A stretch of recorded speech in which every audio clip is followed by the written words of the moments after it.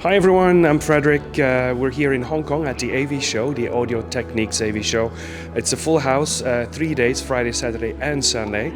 And we have a world premiere. We're having the Nautilus 30th anniversary edition. It's the first time we're actually playing them live here in Hong Kong for a public, so it's quite unique. So we started doing this in '93. The technology hasn't evolved, but this is the basis of all the speakers. The long tubes that we have on the back, all that technology is something that comes back in all the speakers you see. We'll show you something about the 800 series signature as well. It's a very beautiful pearl gloss, abalone pearl gloss.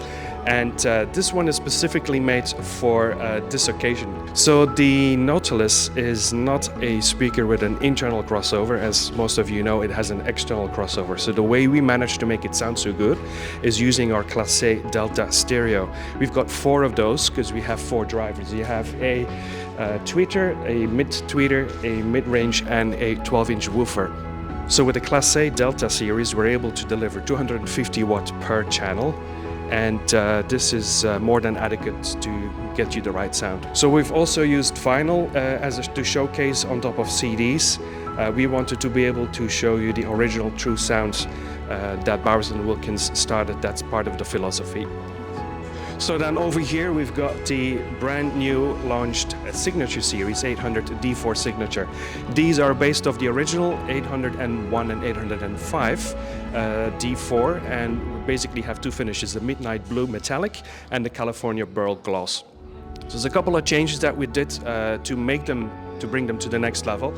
You have the tweeter housing, the filter on the front. The screen actually is more open. There's a couple of other changes in terms of the drivers inside. We made changes to the crossover. There's a couple of bypass capacitors just to bring it up to the new level. And then here, also in the color, we have added some damping materials to cut the resonance and the interference that you have in the cabinets to make it more inert. The bottom plate as well has been increased in terms of rigidity. Brand new drivers also, better pistonic movements.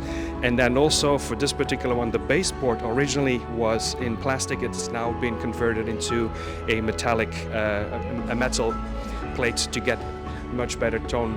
So pretty much that sums it up in terms of the changes for the signature series. I'm pretty happy about how this performs. So every 5 years we have signatures. The idea is to bring it up to the next level and to come up with something new.